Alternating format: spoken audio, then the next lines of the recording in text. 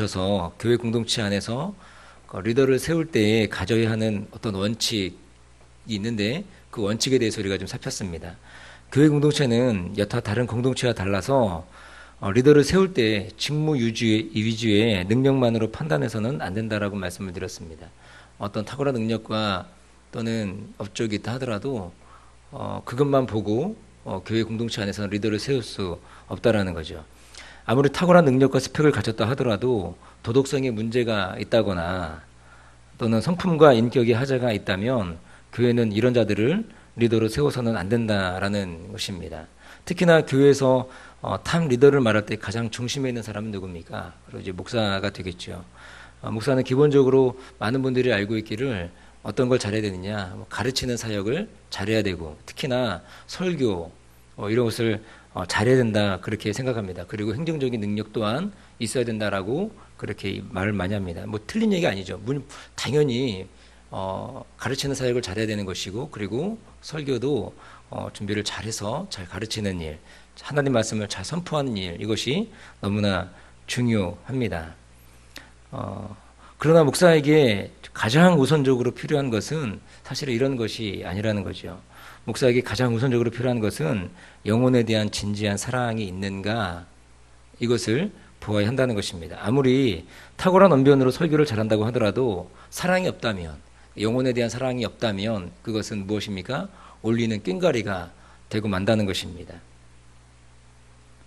그리고 아무리 능력 있는 설교를 한다고 할지라도 본인이 선포한 대로 본인이 강단에 설교한 대로 살아가지 않는다면 그것은 외식이 되고 만다는 것입니다. 잠시 잠깐 사람의 눈을 속일 수 있을지 모르겠죠. 그러나 우리의 패부를 아시고 우리를 지으시고 모든 것을 아시는 하나님을 우리가 속일 수 없다라는 것입니다. 그리고 또 그 공동체 안에서도 시간의 테스트가 있지 않습니까? 시간이 흐르면 그 사람의 진면목, 그 사람이 진짜 가지고 있는 가치, 그 사람이 진짜 가지고 있는 행동, 생각 이런 것들이 다 행동을 통해서 드러나게끔 되어 있다라는 거죠. 얼마 전에 또 한 명의 그 목사님이 스캔들이 터졌는데 청소년 사역자로 유명한 감리교였던 목사님입니다. 이 목사님이 청소년 사역을 하고 있는데 청소년을 자기가 섬기는 청소년을 성추행을 한 거죠. 이분은 예전부터 이 교리적 건강성에 문제가 있는 분이었습니다. 저도 이분의 설교를 몇 번 들어봤는데 저는 개인적으로는 좀 들을 수가 없더라고요. 설교 전체 내용이 자기 과시와 자기 자랑이 끊이지 않는 그런 사역자였습니다. 그리고 스스로 성령 사역자라고 하면서 강단에서 말할 수 없는, 할 수 없는 말들을 선포하며 서슴없이, 스스럼 없이 막 선포하면서 듣고 있으면 정말 낯뜨거워서 제가 이렇게 들을 수 없는 그런 분이더라고요. 근데 이분이 자랑하는 것이 무엇이냐면 자신이 2,000번이 넘는 그런 집회 강사로 갔다라는 거죠. 2,000번이 넘는 부흥회를 인도했다라고 하면서 그것을 자랑하고 있는 것입니다.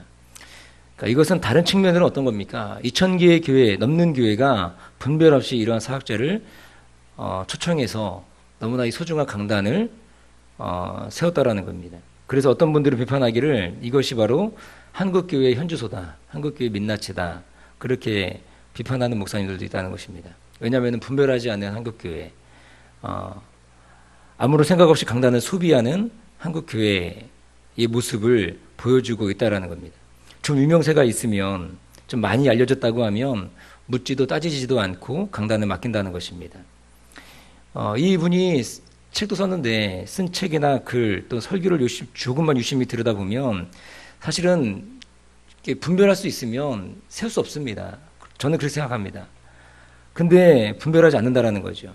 근데 이분도 보니까 승승장구하는 거죠. 근데 시간 테스트, 오랜 시간이 흐르고 보니 이분의 진짜 모습을 드러내고 있는 그런 모습이라는 것입니다. 오늘 본문을 보면 이러한 답답함이 사실은 그대로 묻어나 있는 것을 볼 수 있는데 세겜 사람들이 어떠했다고 말씀드렸냐면 세겜 사람들은 아비멜렉을 세울 때 그를 검증하지 않았다라는 거죠. 검증했습니까? 리더를 세우는데 검증하고 리더를 세웁니까? 그러지 않았죠. 자신의 친족이라고 묻지도 따지지도 않고 그를 왕으로 세웠다라는 것입니다. 그리고 아비멜렉은 세겜 사람들의 지지를 기반으로 어떻게 하느냐, 자신의 형제들 70명을 한꺼번에 죽이는 폐악을 저지르는 거죠. 이렇게 세워진 아비멜렉을 세겜 사람들이 계속적으로 지지하는가 보니까 그렇지 않은 것을 우리가 알 수 있습니다. 오늘 본문 22절과 23절을 보면 아비멜렉이 이스라엘을 다스린 지 3년이 되었을 때에 하나님께서 악한 영을 보내셔서 세겜 사람들이 아비멜렉을 배반하였다라고 그렇게 말씀하고 있는 거죠. 하나님께서 아비멜렉과 세겜 사람들 사이에 악한 영을 보내신 이유가 무엇입니까? 왜 그렇게 합니까? 분별하지 않고 지도자를 세운 세겜 사람들을 심판하기 위함이었다라고 성경은 분명하게 얘기하고 있다라는 거죠. 그래서 자신의 형제 70명을 죽인 그 여룻바알의 아들 70명을 죽인 그 피를 그들에게 돌리기 위해서 하나님께서 그들을 심판하기 위해서 악한 영을 보내셔가지고 세겜 사람들과 그리고 아비멜렉 사이에 이제는 그렇게 관계를 깨게 만드는 그 모습을 본다라는 것입니다. 그러니 이제 세겜 사람들이 하는 행동이 무엇이냐? 그들이 이렇게 이 아비멜렉을 배반하면서 그들이 하는 행동이 무엇이냐? 25절에 보니까 말씀하고 있습니다. 이렇게 말씀합니다. 세겜 사람들이 산들 꼭대기에 사람을 매복하여 아비멜렉을 엿보게 하고 무릇 그 길로 지나는 자를 다 겁탈하게 하니 혹이 그것을 아비멜렉에게 고하니라 말씀하고 있습니다. 이 말씀의 번역이 좀 어렵더라고요. 저는 아무리 이렇게 읽어도 이 개역 성경을 보니까 잘 이해가 되지 않았습니다. 여러분 어떤지 모르겠는데 어렵더라고요. 그래서 좀 번역이 쉬운 새번역 성경하고 또 그리고 메시지 성경으로 제가 보니까 뭐라고 되어 있느냐. 메시지 성경을 제가 말씀드리면 이렇게 되어 있습니다. 세겜 지도자들은 아비멜렉에게 해를 끼치려고 산꼭대기마다 사람들을 매복시켜 길을 가는 사람들에게 강도짓을 하게 했다. 그 소식이 아비멜렉에게 들어갔다. 이렇게 말씀하고 있는 거예요. 그러니까 세겜 사람들이 하고 있는 행동이 무엇이냐면 그 산들마다 거기 꼭대기에 누굴 세우느냐, 거기에 이제 사람들을 세워가지고 매복시켜가지고 지나가는 사람들로 하여금 강도짓을 하게 하는 말도 안 되는 일을 하고 있는 거예요. 근데 이거 무엇입니까? 아마도 세겜 사람들이 이렇게 강도짓을 하게 해서 아비멜렉의 지도력이 좀 흠짓을 내려고 하는 그런 모습이라는 거죠. 그래서 백성들의 민심이 아비멜렉에게서 돌아서게 만들려는 심산이었다라는 것입니다. 그러니까 아비멜렉과 세겜 사람들의 관계가 갈 때까지 간 거죠. 완전히 관계가 깨져버린 그 모습을 보여주고 있다라는 것입니다. 그렇게 해서 하나님께서 그들에게 악한 영을 주셔가지고 그들이 관계가 완전히 돌이킬 수 없는 관계로 깨진 관계로 만들어 버린 모습이라는 거죠. 이러한 때에 이스라엘에 누가 등장하느냐? 에벳의 아들 가을이라는 인물이 자신의 형제들과 함께 이제 등장합니다. 그런데 이때 세겜 사람들의 반응이 너무나 기가 막히다. 세겜 사람들이 어떤 반응을 보이느냐? 듣보잡이죠. 그러니까는 듣도 보도 못한 이 가을이라는 인물이 등장하는데 26절에 보니까 이렇게 말씀합니다. 에벳의 아들 가을이 그 형제로 더불어 세겜에 이르니 세겜 사람들이 그를 의뢰하니라 이렇게 말씀합니다. 세겜 사람들이 행하는 일을 보십시오. 어떻게 합니까? 가을이라는 이 듣보잡, 듣도 보도 못한 사람이 나타나는 거예요. 그러자 그를 의뢰했다라는 것입니다. 의뢰했다. 제가 주석을 보니까 어떻게 하느냐, 뭐라고 되어 있느냐, 이렇게 해석했더라고요. 의뢰하다라는 말은 신뢰하다의 뜻을 가진 바타흐의 번역인데 이 문장을 문맥상 보면 세겜 사람들이 그를 신뢰하여 지도자로 삼았다라고 번역할 수 있다라는 거예요.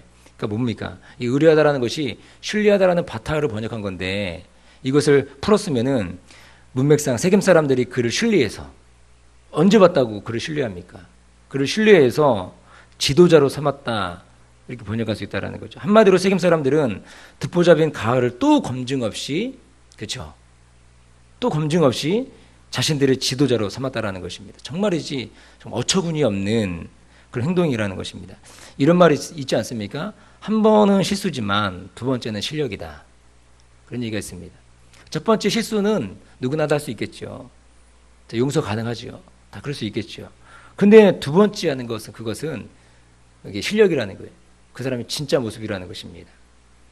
첫 번째 아비멜렉을 선택하는 것은 실수였을 수 있죠. 아비멜렉, 세겜 사람들이 자신의 친족이니까 그냥 믿고 맡겼는데 실수했다. 그렇게 할 수 있습니다. 그런데 오늘 두 번째 자신들의 지도자를 세우는 과정 안에서 이들이 또 한 행동이 무엇입니까?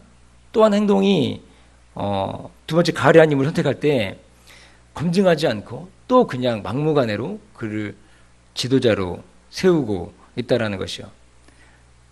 이 인물의 선택은 세겜 사람들이 진짜 어떤 사람인가를 보여주고 있다라는 것입니다. 가을이 어떤 인물입니까? 보면 참 이 사람도 인격적으로 이렇게 완성되고 성숙하지 않은 그런 모습을 보여주고 있다는 것입니다. 이 가을이 어떤 인물인가에 대해서 알 수 있는 성경 구절이 28절과 29절에 나타나 있는데 28절은 이렇게 말합니다. 에베스의 아들 가을이 가로되 아비멜렉은 누구며 세겜은 누구이기에 우리가 아비멜렉을 섬기리요. 그가 여룻바알의 아들이 아니냐. 그 장관은 스불이 아니냐. 차라리 세겜의 아비 하몰의 후손을 섬길 것이라 우리가 어찌 아비멜렉을 섬기겠는가. 이렇게 얘기하고 있는 거 아닙니까? 그러니까 불만에 가득 찬 아비멜렉을 향해서 불만에 가득 찬 사람들이 그 감정을 이용하는 거 아닙니까? 이용해서 그들을 선동하고 있는 이 가을의 모습이라는 거죠. 그러니까 자신의 내공과 자신의 실력과 자신의 인격을 잘 드러내가지고 지도자로 세워지는 것이 아니고 이 아비멜렉을 향한 이 세겜 사람들의 이 악한 감정이 있죠. 그 감정을 건드려가지고 자극하고 있고 선동하고 있는 그 모습을 보여주고 있다는 것입니다. 그 재밌는 게 여기서 보니까 이 스불이라는 사람을 얘기하고 있는데 스불이 누구냐면은 아비멜렉의 장관이거든요. 그 지역을 다스리고 있던 장관인데 좀 어리석은 모습이죠. 그 사람들이 있음에도 불구하고 거기에서 공개적으로 이것을 얘기하고 있는 이 가을의 모습을 볼 수 있다는 것입니다. 결국 어떻게 하느냐? 이 스불이 가만히 있는 것이 아니죠. 아비멜렉에게 이 사실을 나중에 고합니다. 고하고 얘기해서 이 지금 상황이 이러니 아비멜렉 와가지고 급습해라. 그래가지고 이 사람을 좀 물리쳐라. 이제 그렇게 나중에 이제 알려주는 모습을 보게 되는 거 아닙니까?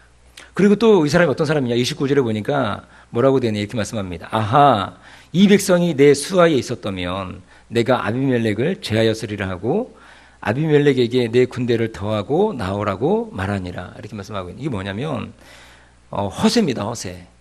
그러니까 공갈치는 거죠. 뻥이죠. 이것을 어떻게 허세라고 할 수 있느냐면 아까 얘기했지만 30절 이하에 보면 이 스불 장관이 이제 아비멜렉에게 이 모든 사실을 고하게 됩니다. 얘기하니까 아비멜렉이 군대를 이끌고 이제는 들어와서 급습을 하게 되는 거죠. 근데 그때 제대로 싸워보지도 못하고 이 가리한 사람이 도망가는 모습을 보여주고 된다는 거예요. 제대로 싸우지도 못합니다. 잠시 잠깐 싸우는 듯 하다가 약간 전세가 불리하니까 자기 백성, 자기 수하의 이 병사들을 다 내팽개쳐버리고 도망가는 이 가을의 모습이라는 거죠. 도망가는 모습이라는 겁니다. 사랑하는 교우 여러분, 오늘 이 세겜의 모습을 보면서 저 여러분들에게 주시는 메시지가 있습니다. 그것이 무엇이냐? 그것은 바로 공동체가 리더를 세울 때 아무렇게나 막 세우면 망한다는 것을 너무나 분명하게 보여주고 있다는 것입니다. 방금 전에도 말씀드렸듯이 한 번은 실수일 수 있죠. 그러나 두 번째부터는 그것이 실수가 아니라는 것입니다. 세겜은 두 번이나 자신들의 지도자를 선택하는 과정을 통해서 참으로 어리석은 모습을 보여주고 있다는 거죠. 지도자를 세울 때 안목이 필요한 것입니다. 그러므로 어떻게 보면 우리가 교회 안에서 어떤 리더를 세울 때 어떤 사람을 세울 때 그때 그 공동체의 건강성을 우리가 잘 볼 수 있다는 것입니다. 그래서 리더를 세워놓고 그냥 그대로 두거나 만족하면 안 된다는 거죠. 잘하는지 계속해서 지켜보고 또는 격려하고 또 같이 성장해가는 그런 모습이 필요하다는 것입니다. 만약에 세겜 사람들이 아비멜렉을 세워놓고 실수했죠. 그리고 이 사람이 정말 성경이 보듯이 가시나무 같은 사람 아닙니까? 뭐 무화과 나무 또는 포도나무 그런 나무처럼 풍성한 열매가 있는 사람이 아니고 가시나무 같은 사람인데 그 사람을 세겜 사람들이 잘못 세웠다 할지라도 잘 보필해 나가는 그런 과정들이 있었다면 모르겠습니다. 또 다른 사람으로 변화됐을 수도 있을지도 모르겠습니다. 그 공동체의 역할이 너무나 중요한 거 아니겠어요? 한 사람의 리더가 잘못하더라도 그것을 따르는, 그것을 세운 그 공동체가 잘 건강하게 세워져 있다면 그 공동체에 소망이 있을 수 있겠죠. 그런데 오늘 이 세겜 사람들은 그렇지 않다라는 거예요. 곧장 또다시 3년 이후에 리더를 세우는데 그 리더를 세우는 과정에서도 또 실수를 반복하는 그 모습을 볼 수 있다는 것입니다. 그러므로 우리 교회가 가져야 될 중요한 덕목 중 하나가 리더를 세울 때 정말 그 리더를 잘 세울 수 있는 그런 안목, 그것들이 우리 가운데 필요하다는 것입니다. 그리고 그냥 세워놓고 그냥 그걸 많은 것이 아니고 같이 잘 성장할 수 있는 그런 공동체로 세워가는 모습이 필요하다는 것이죠. 그냥 이제 리더를 세웠으니까 네 알아서 하겠지, 잘하겠지, 이게 아니라는 것입니다. 격려하고 또 어떤 경우에는 또 조언도 하고 그렇게 해가면서 서로 성장해 나아가는 그런 일들이 필요하다라는 거죠. 이처럼 우리 사랑교회도 앞으로 또 사람을 세우고 또 리더를 세울 때 잘 검증하고 또 같이 성장하는 리더를 세워서 더욱 부흥하는 교회로, 더욱 성장하는 교회로 세워지는 우리 사랑교회가 되기를 주님의 이름으로 간절히 축원드립니다. 기도하겠습니다. 좋으신 아버지 하나님, 하나님의 귀한